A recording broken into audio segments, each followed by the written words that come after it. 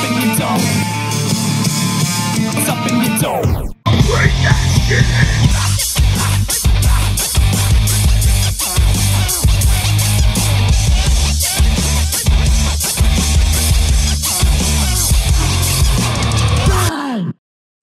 Hello, and welcome to Digging in the Dome. I am your host, Chris Morano. Kevin is on vacation this week, or at least that is what he told me to tell you. He's actually trying to break the world record for the number of high noons consumed before noon. But tonight's not about that. It is about talking to a massively talented author whose spooky books and comics have been delighting readers for years.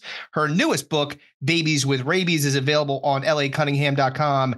Give it up for our guest, L.A. Cunningham. Hello, welcome to Digging in the Dome. Hey, how's it going? All right. So, first of all, are you in Canada? Is that where you live currently? Yes, Canada.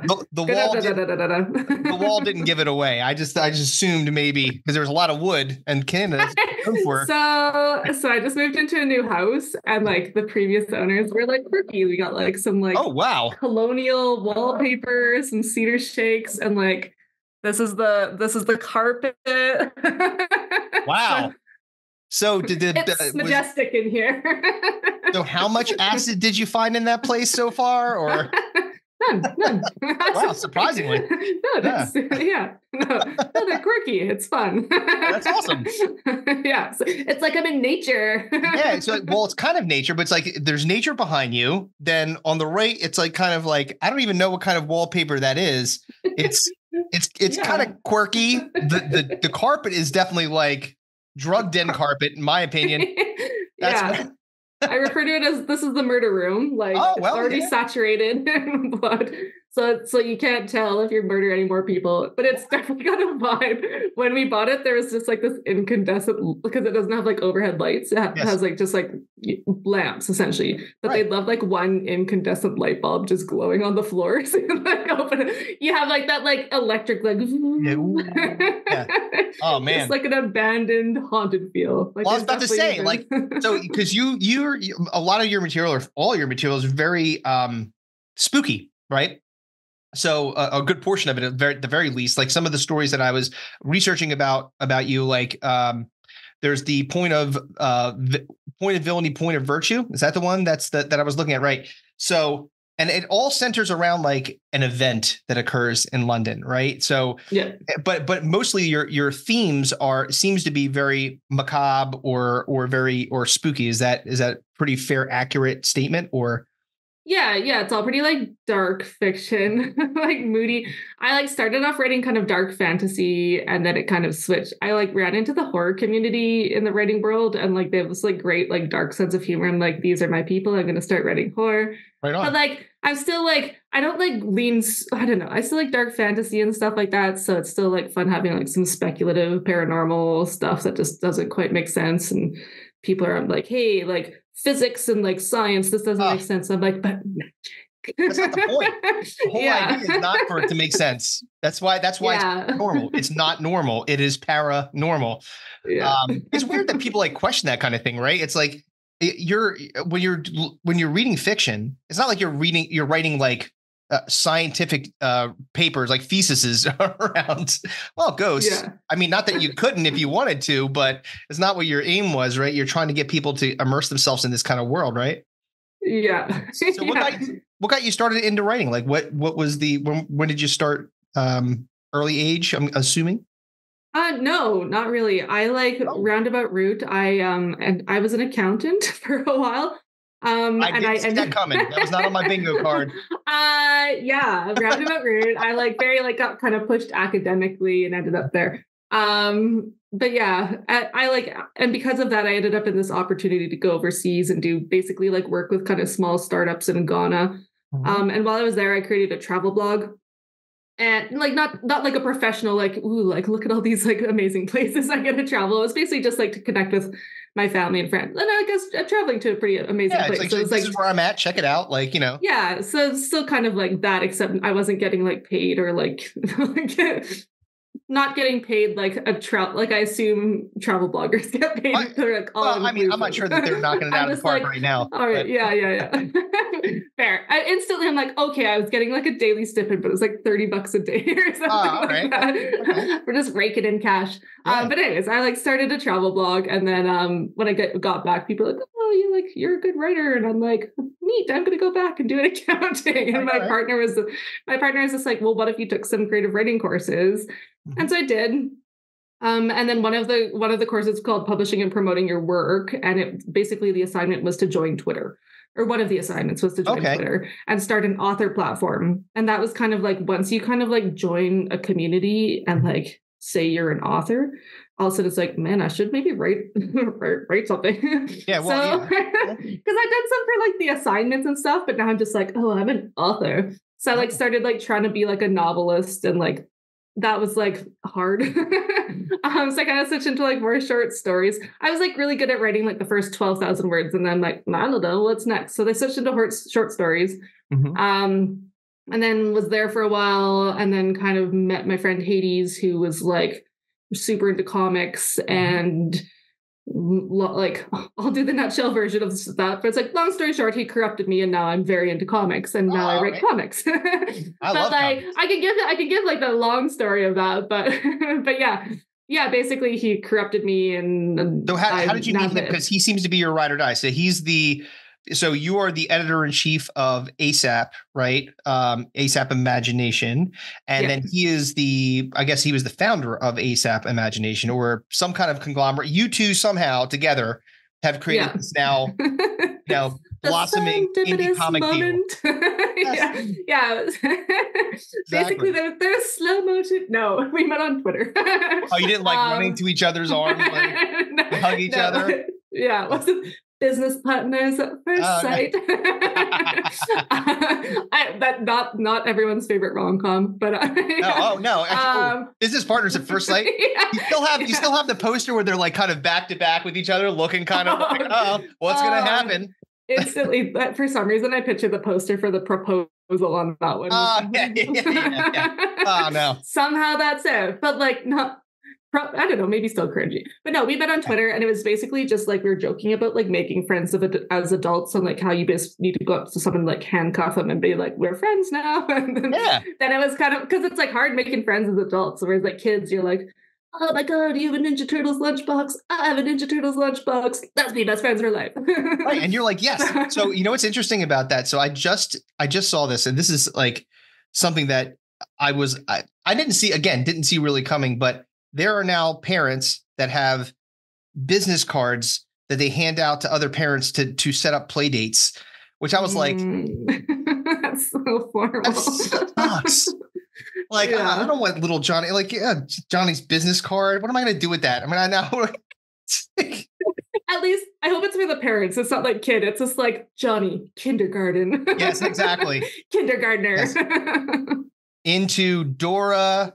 Also backyardigans, and that's probably dated actually. You have kids, right? You have a couple of kids, or yeah. I don't know. Yeah, I have two. I have a 5-year. Oh yeah, she just had a birthday. 5-year-old, right? And like a 2.5-year-old. So maybe like Bloopy, is that a thing? Isn't Bloopy of I don't know. I got older kids, so they're not into Bloopy anymore. I feel Bloopy's the Bloopy knockoff, just like the underground, just like the guy with the cigar in his basement.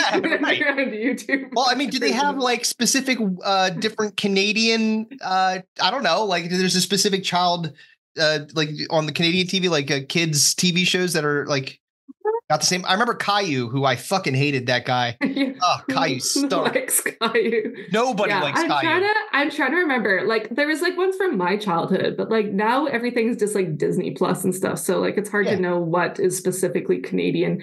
There's like a singing group, like there's the Wiggles. The Wiggles, right? There's a singing group. There's a singing group in Canada called Splash and Boots, which actually has some pretty catchy songs and stuff. Yeah. The Wiggles, to be fair, also have some catchy songs. But like, I mean, Splash and Boots is kind of like, you could be listening to them when your kids aren't around. Like, I feel like the Wiggles, I'm going to cheer on the Hokey Pokey and cheer on rock out over here. Salad, whatever it's. I'm not listening to that. I'm not listening. I'm going to put on Nas. Fuck that. I don't want to listen to this. Yeah. At least I don't admit that I'm just like, oh, what do you just like in my car with headphones. There was the one. What was the other one? Oh, the one that the whole bunch. when my kids were younger, they like the Fresh Beat Band. You ever hear of those guys? I do not know them. Oh, look. I Don't feel like go down the rabbit hole. I'm sad. I'm so sad I don't know them. Oh, well, I mean, listen, all you have is time and opportunity. You can go onto Apple Music and then check out the Fresh Beat Band if you want to get down. I don't know if I'm going to do that.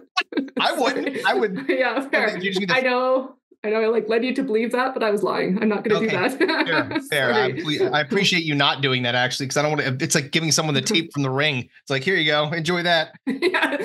7 days. Yeah, 7 days before you kill yourself. There's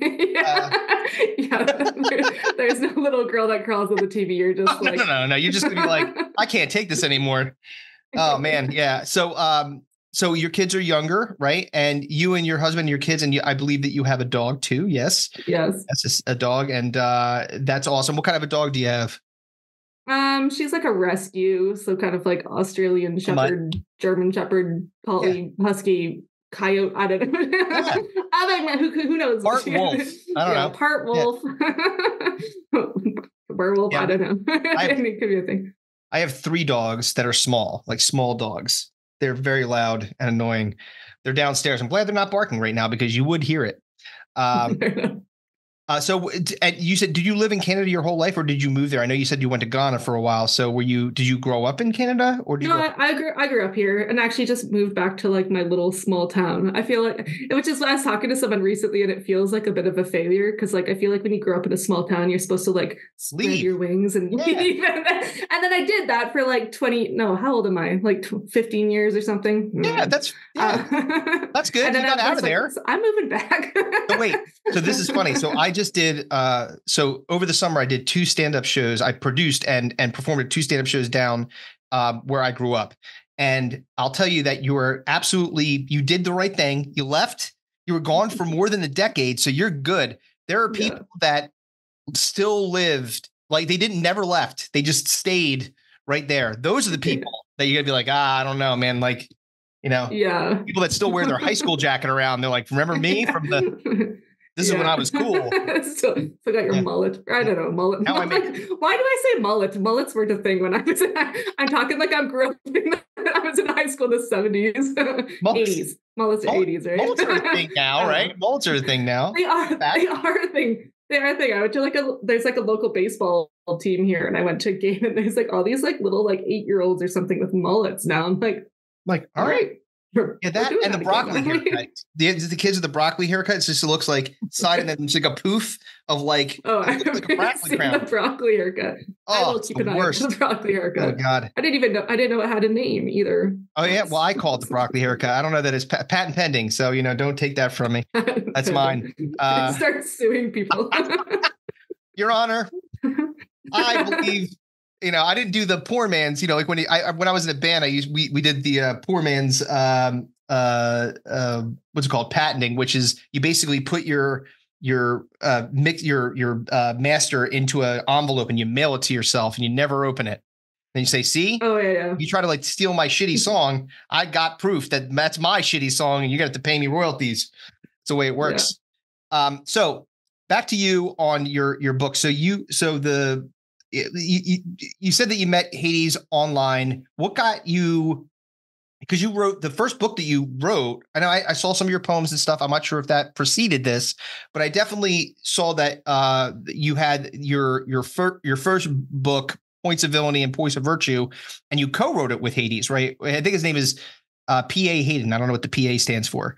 Well, it's Paul. Personal assistant. Personal assistant Hayden. Personal assistant Hayden. That's what I was thinking. Oh my goodness. He'll hate that. That's probably why, man. That's why we changed. That's why his name is Hades now. Yeah, he's like, no, I want something more evil and not something that makes it seem like I'm the one getting you coffee every day. EA. His name used to be EA. He changed it to PA. Okay. So Hades. So you guys wrote it together. So like, what was that like? So this was the book before you actually got translated into the actual comic books, right? You wrote a book. Yeah, and it's like, so it's fun because it's like, it's a sweet little, like, I feel like it never does justice online because it's actually like a flip book. Oh, that's really cool. So there's 8 short stories. So it's like you said, like you mentioned it briefly, but there's this big catastrophic paranormal event that happens in an alternate London. Yep. And this is basically like there's 16 stories in the whole book. And the first 8 stories are kind of like tragedy endings. And like the second ones are less tragic. Like still like dark. Still like it's dark, basically but not... people experiencing their worst nightmares. Oh, super. But there's like hope at the end. Right. Because basically there's like these in the like the universe has expanded since we wrote this book and we've kind of like explained it all. But yeah, there's these beings called the Luminous. So just basically come and save everyone, and then the powers that be latch onto them and turn it into like this corrupt religion and all that stuff. Wow. So super fun stuff. Yeah. But basically, excuse me. But basically, yeah, like there's 8 stories and they're just regular people basically experiencing their worst nightmares, and they're like a variety of them, like claustrophobia and monsters and like. That sounds incredible. So so you guys get together on Twitter. Like, was the writing experience? Because I'm like interested in the actual process of this. So you guys are not any. So is he in London, or where's he live? Just outside, like closer to Birmingham. So he's in Birmingham.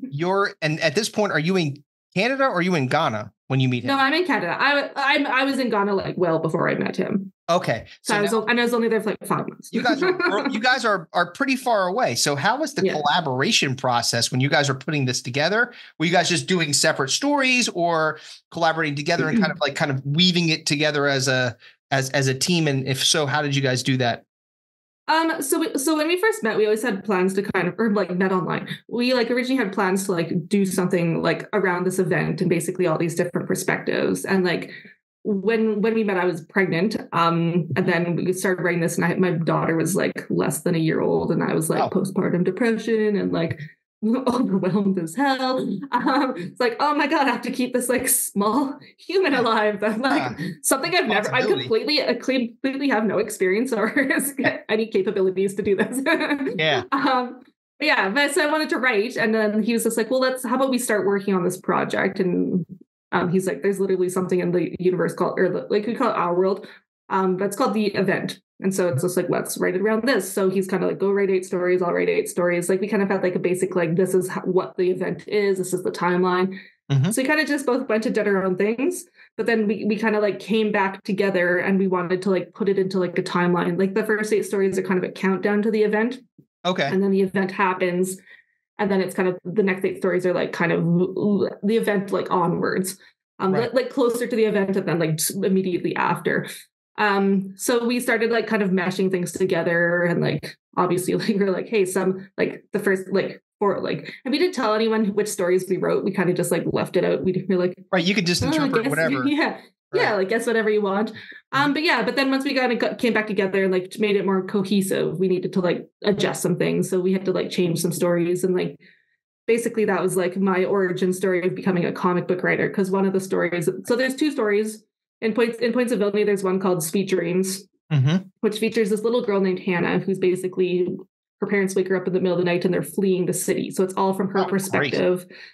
Like very like this innocent perspective where you like hear clips of like what her parents are like arguing about and scared about, and then they're like freaking out, and she's just like, what's going on? Right. And then she's like, I gotta go to the bathroom, like stuff like that, like very like innocent stuff. And then you flip it over, and there's a story in there called Angel of Death, which takes on the perspective of her mom.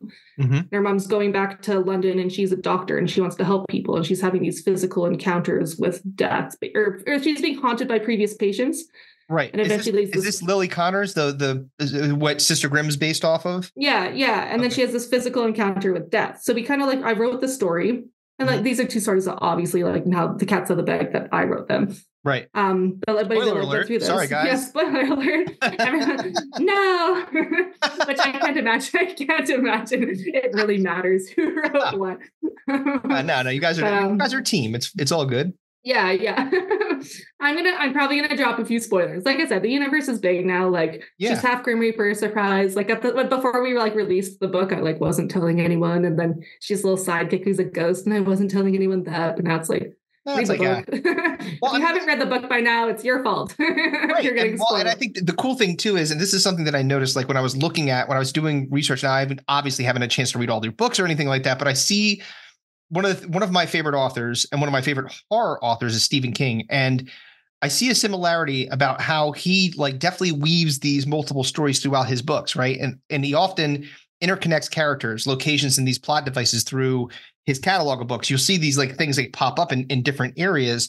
As a writer myself, you know, albeit in a different medium, I do comedy, right? So I write a lot of comedy. I write all the time. Yeah. I can understand the desire to like continue expanding the universe. When we call them in comedy as tags, like you continue to like try to get more and more punchlines off a concept. What you're doing is expanding a universe that you're creating to further develop like the characters, the beloved characters in it. So as you've done that, now you've like created this like first blush of these characters, this event that's occurring, and now you're expanding out. Because literally when I was going through and looking at all these different books, I was like, all these things seem to touch on the same event and have some kind of interweaving through it. So how it's interesting to me, what's your approach when you explore that expansion? You know, like how do you address that throughout these different stories and keep it fresh? Well, yeah, it is like so what we tried to do is we tried to make each title like its own thing. Cause like, right. So I came into comics like late in life. Like when I was little, I would like, it's like Archie's, Garfield. Oh yeah. Calvin and Hobbes. And then like, yeah. and then like, but I watched the cartoons like Spider-Man, Ninja Turtles and stuff. But then like so basically what happened is just like, I wrote the story and Hades was like, this is a comic book character. You should write a comic book. And I'm just like, I don't want to. But he's a very persuasive guy.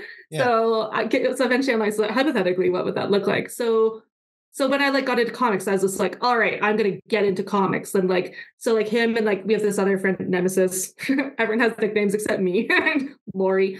Hi, I'm Lori. Yeah. I am Nemesis. Yeah. I'm Hades. Like, wow, you have really evil friends. Yeah. Yeah. Thankfully, we have a new writer whose name is George. So all right. There's Nemesis, Hades, George and Lori. It sounds like yeah, we're like a sitcom ready to happen. It's great. But I completely lost my train of thought. But basically, so they were assigning, so like Nem and Hades were assigning me like comic homework, and they're like, because I was reading this like dark comic, so they're like, watch Constantine and like read Batman Year One and like all this different stuff. I'm like Spawn and stuff. Yeah. But then I was just like, okay, so I did that, but I'm like, I'm gonna get into comics now. I'm like, I'm gonna go read Batman. I'm just like, oh, Batman's like 80 years of comics, and like there's all these different storylines, and it's so confusing. And I'm like, I'm not going to read Batman. Like, it's enough of Batman. Way too confusing. So like, and we're obviously building this big interconnected universe, but we didn't want to make it so confusing. So we do like do I have one here? I have like I have an old one. Okay. So we started doing this thing where we like chronologically we like. Put you kind of like say this is how you follow the through line. Yes. Yeah, so we like do that, and then but also like if you just want to follow like Sister Grimm, for example, like everything's loosely connected around this event. Or not loosely, but it is connected around this event. But all the titles are like, you don't need to read all the titles to get into know what's going on, right? Yeah, like of course, like it's fun. We're like we like have little like Easter eggs and stuff everywhere because that's what comics is. Apparently, like everyone loves like oh my god, it's like when you're watching a movie and like they said the title of the movie somehow it's like that moment where you're like oh my god, it's like I recognize this moment. Like, oh wait, I know that. Like, well, you get that like Marvel and stuff like that. So I am a huge comic book fan. Like I read comics literally every day. Like it's crazy. I'm a fucking addict. And like, do you buy them? Yeah, I do. Like I actually, buying them part is like I buy them, I read them. And the crazy part's like, and I was a comic book fan when I was younger, and then I took like a break. And then I got back into it a little bit later in life. And so I just started discovering, like, I remember the first time I read the Watchmen series, which was awesome. Or what was the one I just read? Criminal, which was really good. Like there are a bunch of like these very interesting, like almost again, I would call them series. Lone Wolf and Cub, if you ever read that one, that's a good one. That's like there's really interesting and the stories are, and you could see how the translation of this kind of this device, this medium, is really translating well into things like TV shows, like The Boys. The Boys is a comic book series. It's an incredible comic book series. And I actually read The Boys after I started watching the show. So then I got to go back and criticize all the things they got wrong in the show. I'm like, you're not very true to that. Like a true comic book dork, I was like, that's not what happened. Billy Butcher. Read the books. Read the books. It's like they talk about like the Infinity Stones. No, they're the Infinity Gems. It's like, I don't give a shit about that. Who cares? Right. But like, it's very cool to like, to see that, like to see these stories develop. And again, like when you have these ideas of being able to interconnect the story, because you can just continue to expand it out. Right. So when you make the choice to continue the story, imagine like handling the characters and a story that you've created a fan base, right? There's people, that's a delicate process. So, I know that even in podcasting, when we create content on this show, fans can feel a certain kind of way about a take you're doing or a segment that we have, and both are good and bad. And, it just makes me think about the integrity. How do you maintain that integrity of what pulled the fans in while keeping the story moving, right? Like, how do you guys, how would you approach that, or how do you approach that, I should say?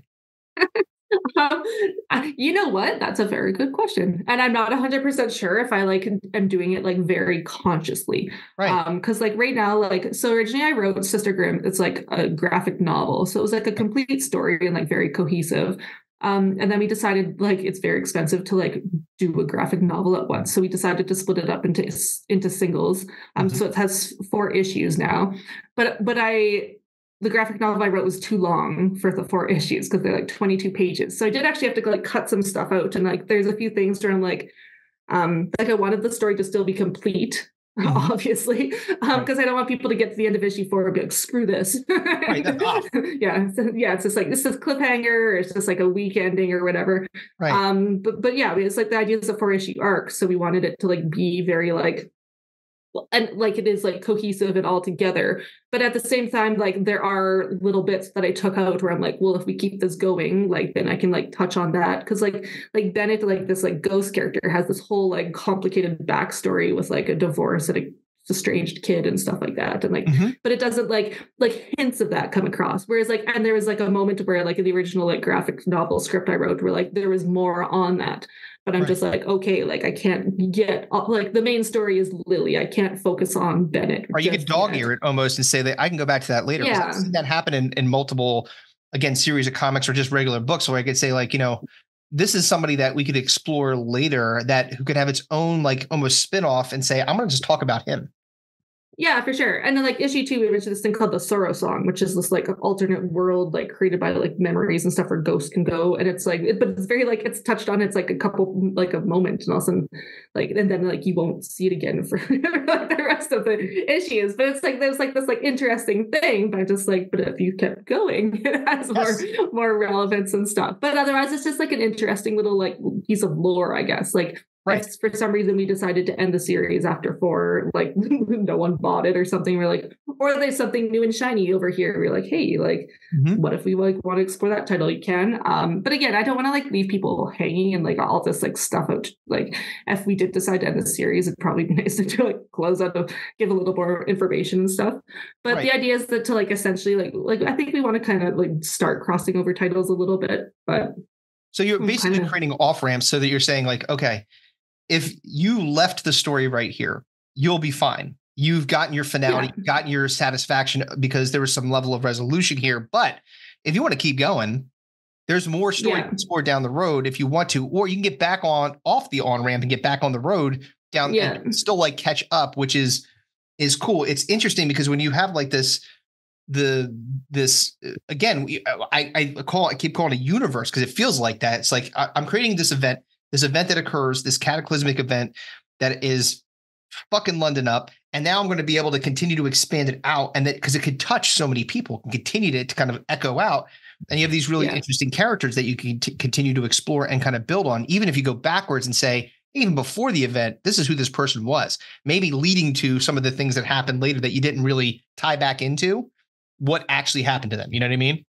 Yeah. Well, that's we have like big plans because like we basically all the stories we've done now are post-event stories where it's like the event happened and here's all like the fallout, the anti-heroes, all the people driven mad and like people died and demons are pretending to be humans on Earth, like all this weird stuff. Whereas like before the event, it was kind of more like the classic like Shining Age superheroes with like underwear over your tights and stuff like that, right? Capes. But yeah, so like there was like a whole bunch of stuff and like there's like a main like one character especially like the Dead of Night title. He's like this knight who like essentially the event drives him mad. Like a medieval dude that's like he's like medieval Punisher, but like in modern day London. Love that.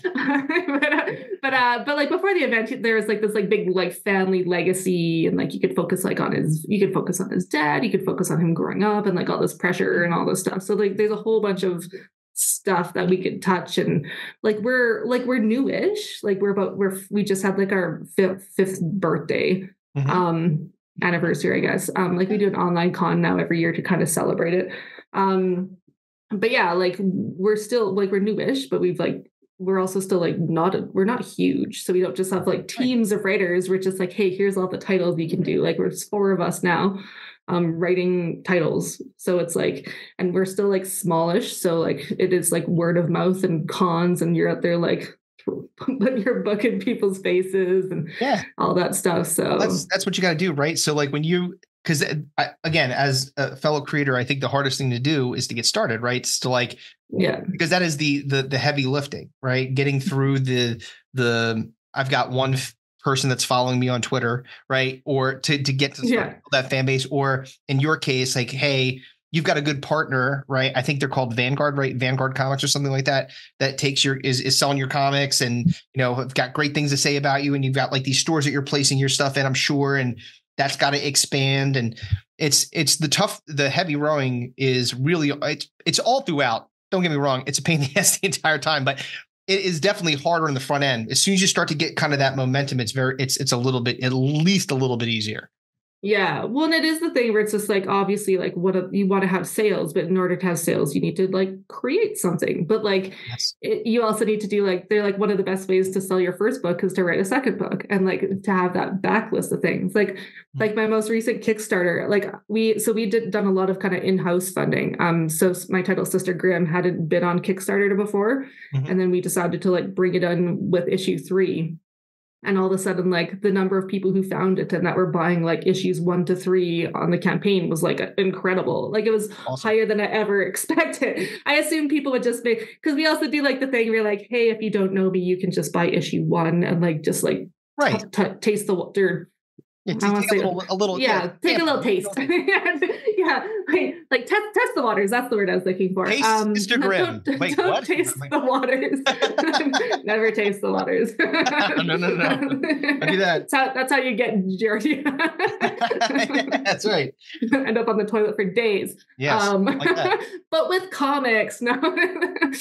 That's my segue. Yes. But yeah, basically it really had this thing where it's like, yeah, if you just want to test the waters, like here's like you can get issue 1. But so many people were like just jumping all in and like, you know, I want all issues. So it was like sweet. That like again, like you need to have enough stuff out there that people want to like keep coming back, and you need to keep putting stuff out there so that people also like keep paying attention to you. So it's like that kind of balance. But like if you're just putting stuff out there and aren't finding a way to sell it or get an audience or readers or whatever, like then you're just basically like flushing money down the toilet. So yeah, right. And well, like obviously it's still fun and a hot passion and all that stuff. So you still get something out of it, but like you're also not if you want it to be a business. Well, it's like how do you and again, corollary with podcasting and being a comedian and stuff like it's the same thing. It's like I have a regular job, you know, I have to continue that regular job because this isn't paying the bills. You know, we have a great following. We're on Roku. We got tons of follow. It doesn't make a difference because there's a billion podcasts out there. So it's difficult to kind of separate yourself from the chef. So you have to be okay with the hard road on the front end, but also realize that, you know, like you're doing it for the art mostly, right? If it's not just about that, if it's really about being an enterprise, you know, it's going to probably take some more time. Yeah. There's just so much out there right now. Well, that's the thing. Like, if you were just doing this for the money, like, pick something easier. Like, there's so many things to do. Like, it's just like, why would you like grind it out like making comics? Like, it's like still pretty niche and like especially indie comics. It's underground. Like, like Marvel. I don't know if both of them all did. Like, Marvel was bankrupt before, like right before they like got picked up into like the MCU and stuff like that. that like 100%. like it's like it's a tough market. And I can't imagine comedy the same thing. Like you're not like you could I don't, this isn't me being like super dismal, but like, you could be like you could just be like an underground comedian your whole life, like performing in like 100% amateur nights, right? Oh yeah, you're literally so like the entire like first year of doing comedy is just going to open mics and bombing. That's all you do. Yeah. Going there and eat shit because it's like, so I mean, so it's there's definitely corollaries here. So like, I think that if there's three different kinds of comedians. There's the comedians that go to their first open mic, they get on stage and they do it and they're like, I'll never do that again. That was the worst experience of my life. And I can't believe I did it. I'm glad I did it, but boy, am I not going to do that again. That was torture. Then there's a second group of people, which are like, I'm not quite sure how I feel about this, so I'm probably going to do it for a little bit longer. But usually those people last for like a month and a half, and then they are like, no. I mean, no one's going to laugh at this stuff. I'm out of here. And then there's the third group, and this is the group that I fall into, which is you go up on stage, you literally eat all of the dicks, and then you're like, I want to do that again. Immediately. When can I go? Where are all the dicks? More.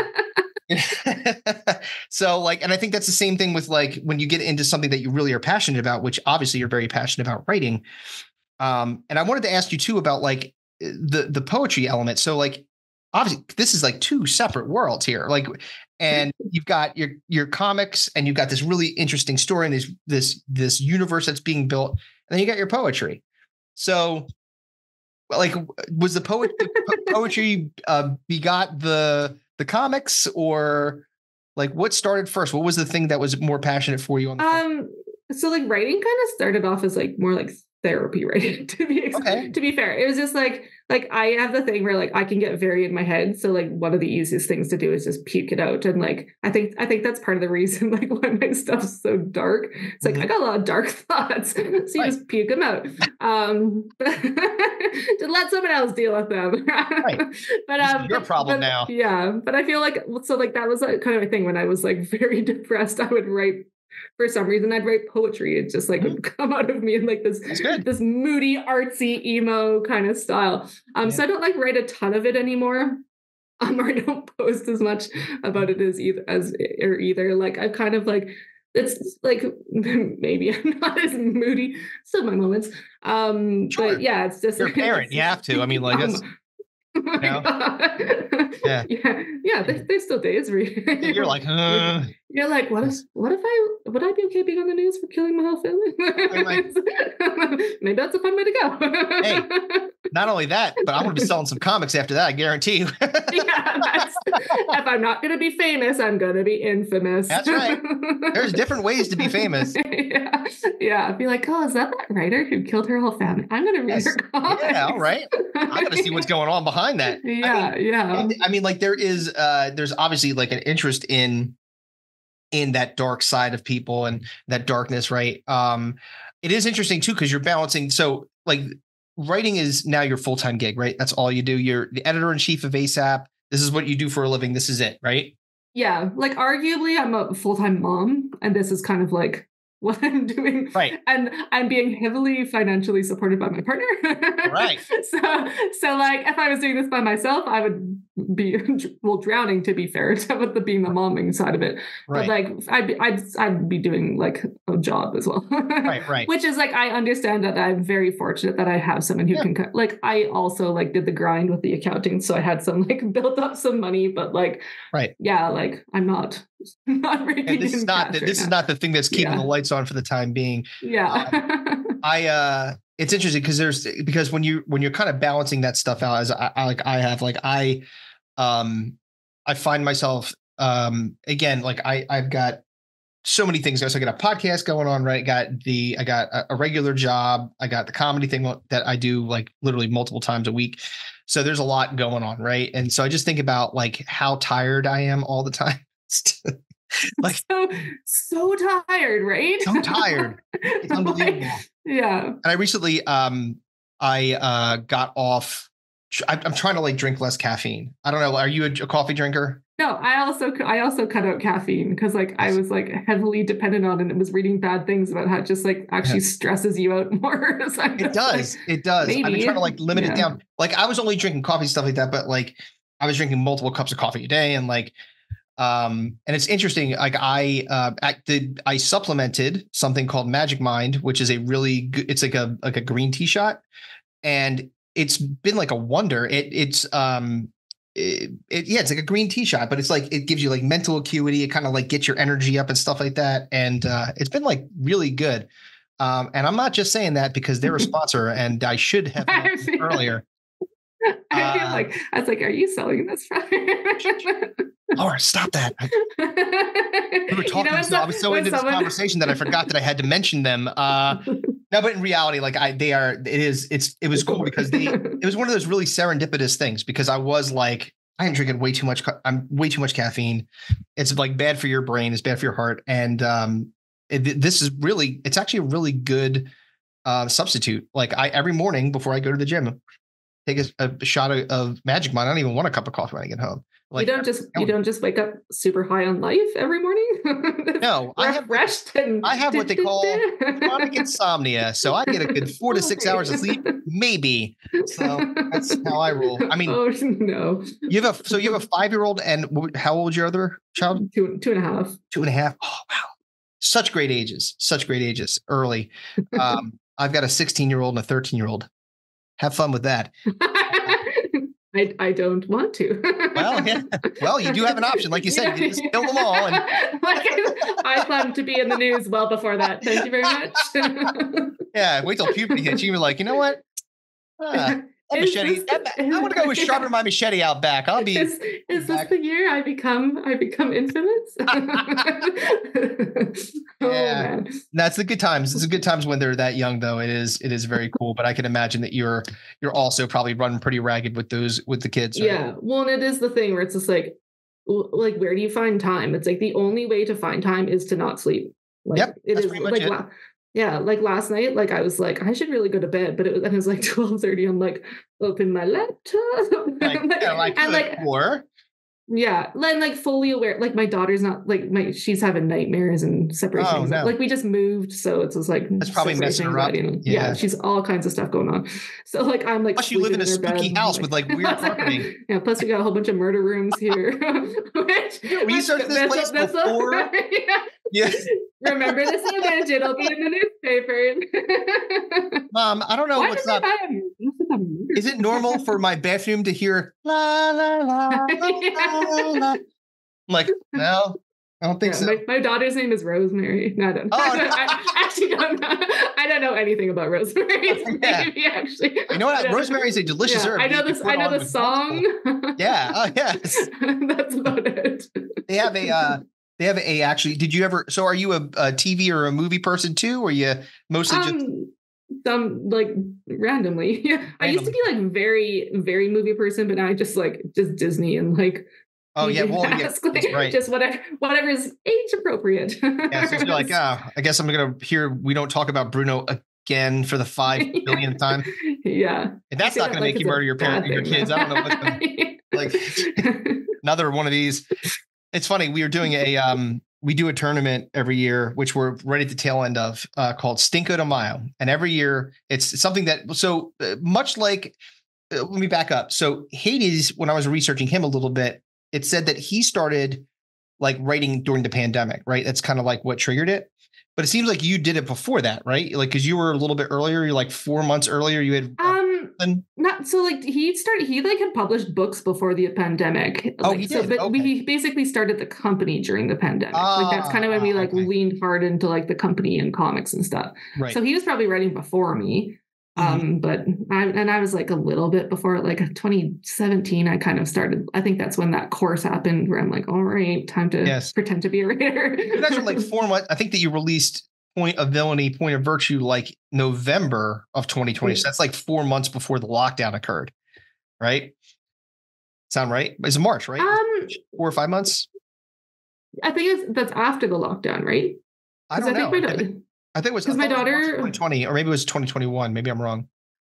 Oh no, you're right. You're right. Because it was March of 2020. I can't keep my shit straight. March of 2020 is when the pandemic started. So you were November of 2020. So did you start writing during the pandemic? I'm guessing, like, when did you and Hades start writing that book? Yeah, we started writing during the pandemic. And I don't remember exactly when. Like I said, it was like we published it. Like I want to say I started writing in that like summer or something. Like, okay. Like my daughter wasn't quite 1 years old, and like I specifically remember like writing on vacation. Yeah. But yeah, so that's kind of when we did it, like pandemic. During the pandemic. Yeah, it's interesting because we started the podcast during that pandemic. But the reason that I mentioned that was because Cinco de Mayo. So you're a Canadian person, so I don't know if I'm sure that you hear all kinds of stuff about America stuff, and we have March Madness, like the basketball tournament, college basketball tournament. Yeah. Kevin and I both love basketball and football and all the sports and stuff like that, and we were bummed out that there was no March Madness. So I created a tournament of things that stink. And it's basically movies, TV, music, and fads. It's the worst of a particular 5-year period. So he and I draft what we think is the worst of that particular period. We see them, and then we actually have the fans vote on what they think is the worst, and come over there. But so the reason I mentioned this is this particular year, fads, I chose Baby Shark. And it would not, it's gotten very far in the tournament. Everybody hates Baby Shark. So have you suffered through Baby Shark? Is that something that is plaguing your house? So I like avoided it forever. And then actually my like cousin had a baby recently, and she was like singing this song she posted an Instagram video where she was like basically singing Baby Shark, but with his name. Oh. And now my kids love the song, which I actually like don't mind it because maybe I avoided it for so long. But like my thing I hate more than anything is Coco Melon. Like I don't. It's like yeah. Like I don't know. Like it's not like any one specific song. I just like you put it on, the kids get hypnotized, which is like sometimes important and necessary. But like they get like angry hypnotized, where if you like turn it off, they like don't turn off Coco. I'm like, we're never watching Coco. Like very extreme circumstances where you're like, I need like you have an appointment or something and you can't find a babysitter, and you're like here's Coco Melon. I gotta you open up the vault. Like, here we go. It's not a regular thing. They're like dry ice. Smoke just comes out. Unleash the Coco Melon. You gotta do what you gotta do when you're a parent, man. I get it. Yeah, but you're lucky. You've avoided the Baby Shark, because poor Kevin, Kevin, because he's dumb, he's in his late 40s. And he just had his first kid now. That's tough. Yeah. Well, we know what happens during the pandemic: whiskey and leave it in. Next thing you know, you got a kid. This kid is all about Baby Shark. Like, he played again and again and again and again. I feel like that's exactly what Coco Melon is to you. Is just the incessant repeating of the repetition of things. And like, there's some stuff like. There's like, we get books in our house and I'll like read them once and I'm like, I'm throwing this or donating the book. Actually what I actually do is just regift it. I'm like, I hate this book. I'll give it to one of my friends. One of the friends you don't like? Like, here you go. No, they're going to love this. Wait till you read it. But it is like same thing with like books. You're like, I'm gonna have to read this a billion times, and like I hate this book, or it has a weird message, or like a rhyming scheme that like pet peeves me or something. You're like, screw this. As a writer, that's got to drive you nuts. You're like, Yeah. Every now and then, there's like a few books that are written by like I think people in like the UK. So they like obviously people have different accents everywhere, so they think different in their world. Mm-hmm. Certain words rhyme, and in my world, I'm like, "What is this? These words do not rhyme." Yes.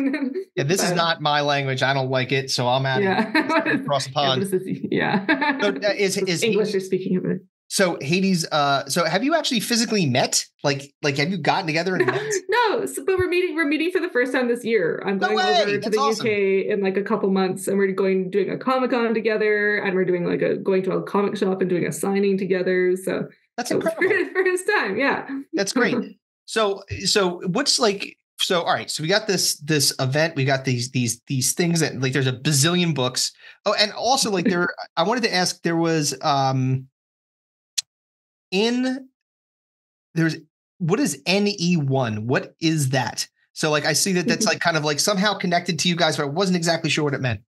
Yeah, so we started ASAP where we were basically writing our own titles, and then some other people came to us and they're like, "Hey, can you like help me publish my book or like help with distribution?" And we're kind of like, "Okay."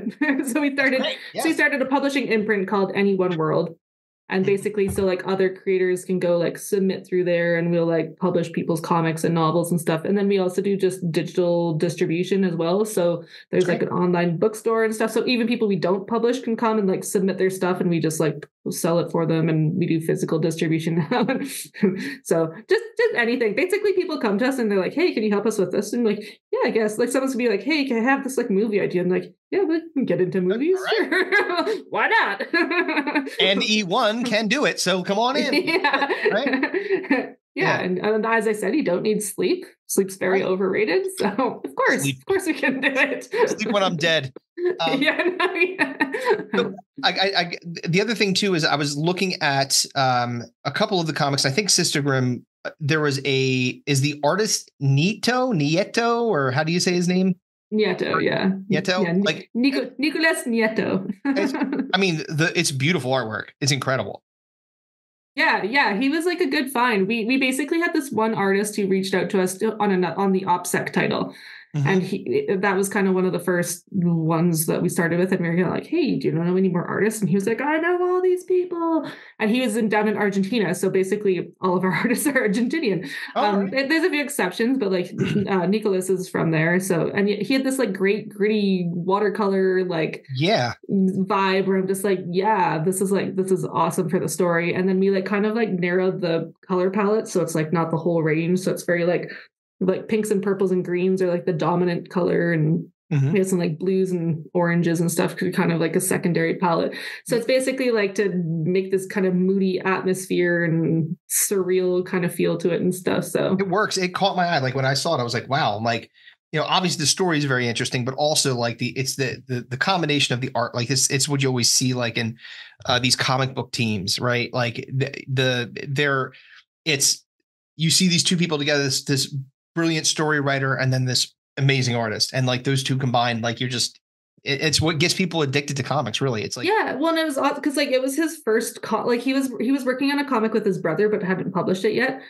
So this was like his first publication as well, so it was very much like we were both very new to it, so it was like this awesome collaboration. And so it wasn't just like, because I feel like there's like a risk where like if you're new and working with someone who's really seasoned, you kind of just really defer to them. But like because I think we were both kind of new to it, it was very like collaborative, and we'd discuss things back and forth. And so yeah, I was going to say like you're writing the story, right? Then they're putting the do you give them any instruction on the front end, like saying, this is kind of what I envisioned for this particular thing, or are you allowing the narrative, the story to guide them to wherever they go? A bit of both. At the very first issue I wrote was very like prescriptive. We're like, this angle, the panels look like this, and like, and then there's a few things where he'd kind of come back and like suggest things. But as we kind of got to know each other, and basically just as I started writing more comics, I'm like, oh, that was like probably a little prescriptive. Like you want people to have some creative, like they're like, so I draw, but I don't do like I'm learning how to do sequential art, or trying. I have like a very low stakes like mini comic I made called Demon Potatoes that's like print from home, and like so it's like very like that was me like learning how to draw, but like it was early learning how to do sequential art. But for like someone who like kind of knows and like is very like artistic, like he's like he can draw people, like I'm drawing potatoes, but he can draw people. So it's like very like I defer to him. So it was like if I get too prescriptive, he's like, well, this is probably a better way to draw it. And based on his own style, like he also knows what would look good. Because like I know like when we started turning the anthology into comics, I actually like, so the two stories are like Lily Connors, but they both actually have different artists. So like it was working with different artists with different styles. And there's this like, oh, like like, I remember like this, like one guy, like the one guy is just like, hey, can we like draw like breath? So like it looks cold. So, you know, like the Grim Reaper is near and stuff. And he's just like, kind of just looks like smoke. Like, and that was just his style. So like we kind of like had to come up with like a new way to draw that. Cause whereas like I think that potentially with like the main artist on the title, like maybe like his style would have lent to that a little bit more. It would have just looked like smoke and stuff. Cause like the other artists had very like bold, blocky colors and stuff. Okay. Like, yeah, sure. So it was like, whereas Nicholas's, his stuff is like kind of blends into his stuff. So like it might have, like, I don't know, it's hard to like, just I'm also speculating how it would have worked. Right. But yeah, it's just like working with different people and different styles and kind of letting the artists. Yeah, and kind of have the freedom to interpret it. Yeah, but the freedom. Like obviously, like you still want them to tell the story, like not go completely rogue. Where it's like, that's nice that this is your story, but this is what I'm going to do instead. And you're like no, wait a minute. Well, that's the other thing too. Is like, this character you just brought in? Like, yeah, that'd be weird. Like they just add someone that says this is a man with a hat. Like I don't have a man with a hat in there. Where's he coming from? Hey, that's George. Hey, George. As a callback. So wait, I want to. It's the man with the hat. George, the man with the hat. Yeah. So, talk to me. I gotta know, babies with rabies. What is that all about? So, I mean, the title is pretty self-explanatory. These are babies that have rabies. Yeah, with rabies. What else do you want me to explain? I don't know. I thought there might be a little bit more behind it. Just how did the babies get rabies? Were they playing with a raccoon? Like what happened? What led to the rabies? It's basic. So it's basic. I will show you this too. Because like I always love this one. That's this. So it's like basically like a zombie survival parody book. Oh, that's great. But like the babies are the zombies and the parents are the uninfected, I guess. All right. So it's just like a survival book, and it's like rhyming and stuff. So it's kind of like Go the Fuck to Sleep or like K is for Knife Ball, like those kind of like new parent gift books is right. So it was like what it was designed. So you go like A and B, C, like he's got the different. Yeah, whereas this like for this one, it's just like it's like R is for rabies, like right. Of course. Oh, well, so yeah, like that one's the obvious letter, but like I have like K is for Kevlar and stuff like that, or it's like N is for ninjutsu, like all this like different stuff to just like make it just fun and silly. So it's just like it's basically just like a joke that kind of went too far. Where I was renovating, or like I was trying to sell a house, so we were like trying to renovate it. So I was living with my parents with like my daughter at the time, and we were kind of just like joking about rabid babies and teething, and then it just like you joke and have a few letters, and then suddenly you have 26 letters, and then suddenly you're looking for artists, and you're like, and you're like designing swag, and like, right. This thing just kind of got away from me all of a sudden. Enterprise babies with rabies is like the Rugrats. I had like 1,000. I had to order like the way I did it was complicated, so like I couldn't go through like Amazon and stuff because I wanted like a hardcover and I wanted a certain size, so I had to like order a whole bunch of books, and I got just 1,000 copies in my basement that I was like, I'm gonna be buried alive with these. It's like intimidating to like be like, man, I've sold 10. I need to sell more of these. So folks, you need to go to lacunningham.com. Yeah, please do. Buy babies for the love of God. Yes. That sounds like a great. I mean, it's fun and funny. Like, so it sounds good for, like, again, like you said, it's like something to keep you entertained for, when you yeah. Like I kind of like explained, it's like Shaun of the Dead meets like Mad Max, but with babies. That's fine. Yeah. Wait, that sounds like an awesome pitch. There's going to be some guy that's at Paramount's going to be like, I love it. I don't like it. I love it. Yeah, I love it. Yeah. So is that like? Go ahead. Sorry. Oh no, I honestly don't know what I was gonna say. Go on. I was gonna just ask, like, so ultimately, is the goal like so you continue just to expand out? There's not really necessarily, maybe it's a foggy path ahead. You figure out whatever happens, and keep walking down that road, see what goes on. Do you want to like move it into some more multimedia, right? So you've got these really interesting characters. You've got this universe that you're building. It seems to me natural, especially when you think about comic books, that the medium that you can kind of translate that into is something that's more video or, like TV or even like things that you do on YouTube. Is that kind of the goal, or is that part of the plan? I think like if someone approached us, or I guess we could approach someone, like it's not like not against it, I guess. Like if someone's just like, here's a whole bunch of money, we want to turn yourself out to movie. But like ultimately, like we don't want to like give up a whole bunch of rights and stuff as well. Like like we got into comics to like create comics. Like, so I'd hate to like lose all of that just because like obviously also a business. Like it's always balancing that stuff. But like of course it would be sweet to see stuff made into like a movie or like animation or anime, to be fair.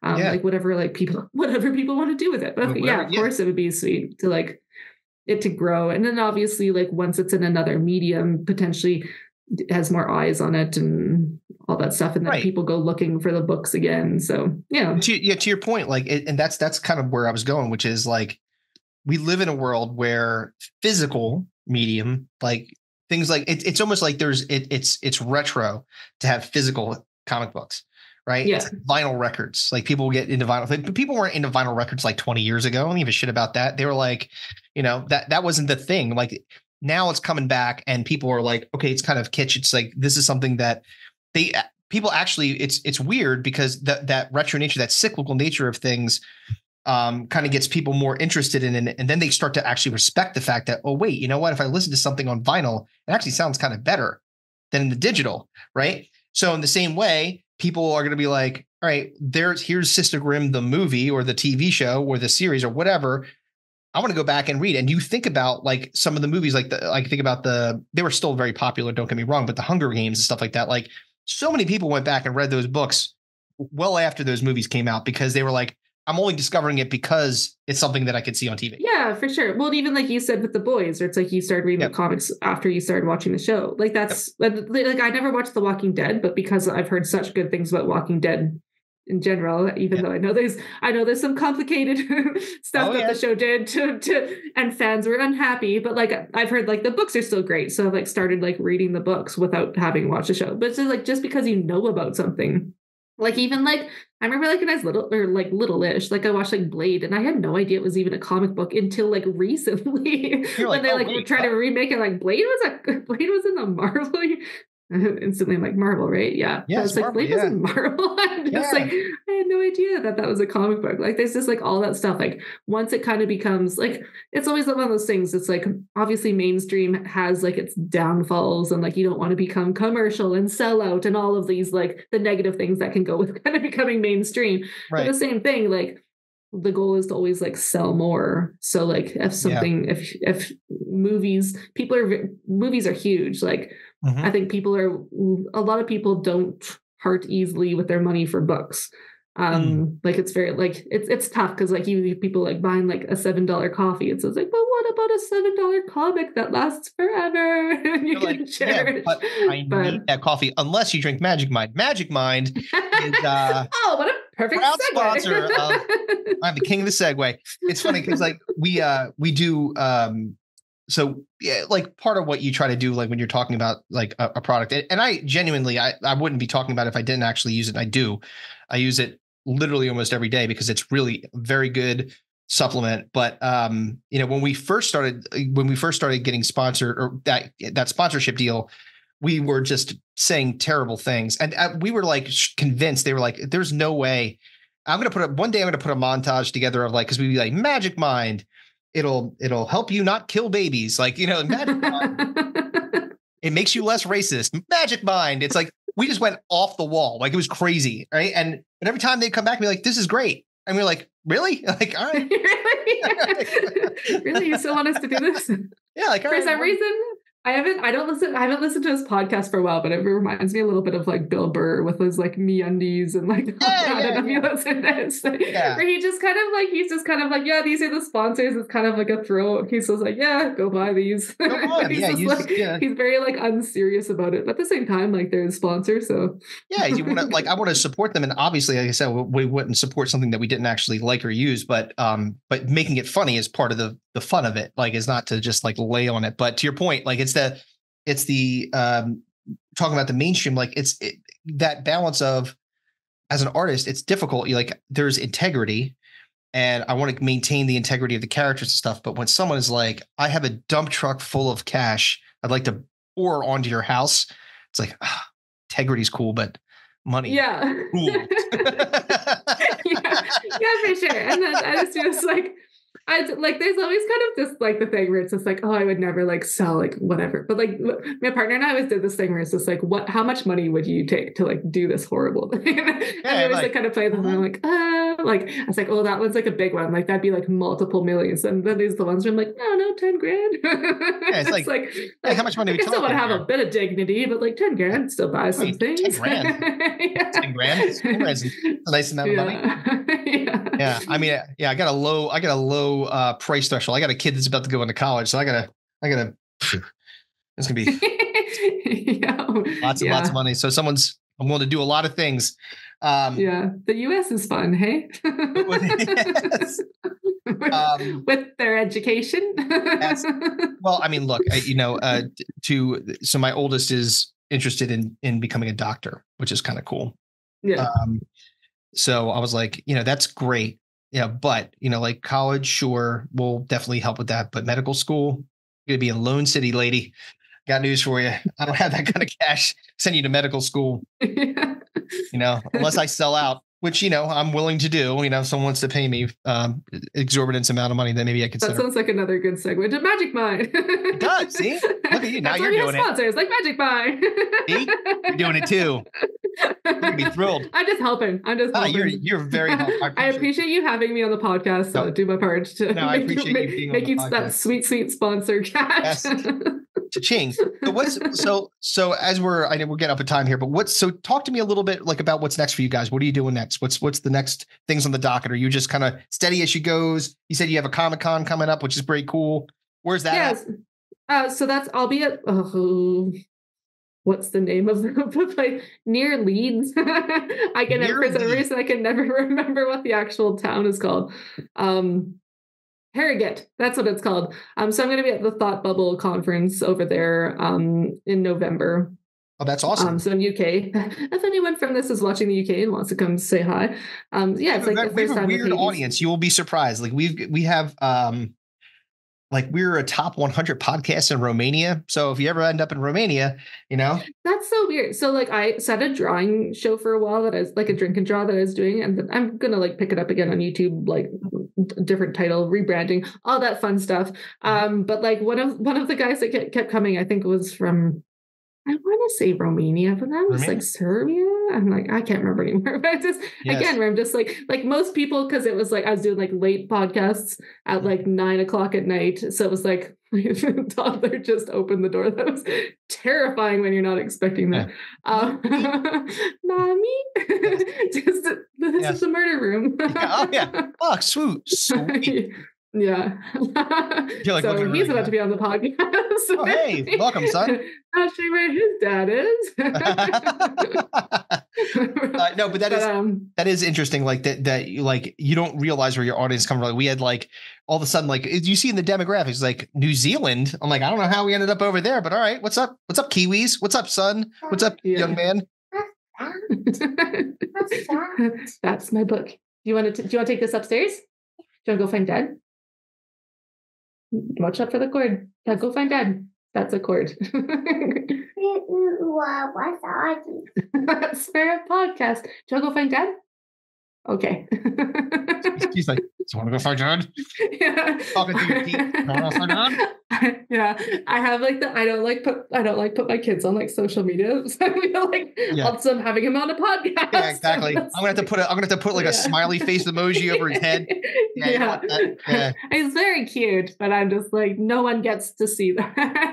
No, that's why, like, so I'm in a studio in my house, and outside of my house, I have a sign. It's a recording sign that when I had that like red light on, you stay out of Dad's studio. Don't come in here because we're recording things, and I don't need you to bust it. And when I tell you, these rotten children, I've locked the door. They've picked the lock and got in. I'm like, what are you, a burglar? What the fuck is happening right now? Yeah. I did like, so I figured I was fine. You were incorrect. I should have known better. Mistaken. But like, I've done the thing where I put like the recording on progress, like, but like, again, like he's 2 now. He's not like, recording it. He's not like reading it. Sorry. For like other people, so they know. My mistake. Yeah. So you said you were going to be, going to be at the Comic-Con in somewhere near Leeds, which you said the name of the town, and now I'm forgetting it again. Harrogate. Harrogate. And you said it's the Thought Bubble. Is that what it's called? The Thought Bubble? Yeah, it's called Thought Bubble. All right. So when can people see you there?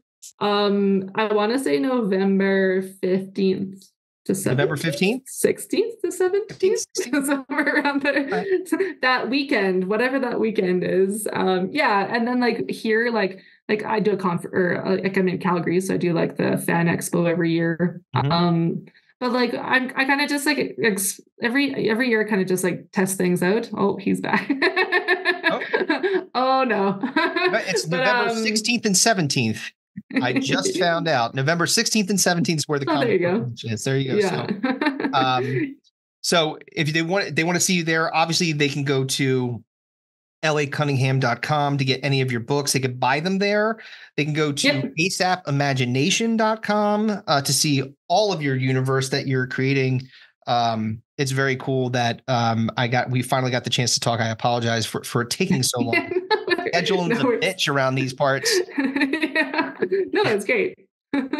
So just make sure, folks, that you go and you see, if you in the UK area, if you're near Harrogate on November 16th or 17th, go visit her at the comic book. Is that the same time that you're going to be signing comic books there too? Is that when you're going to be? Yeah, well, I'll be signing, and then I think the plan's to go up to Glasgow and hopefully do a signing there. So.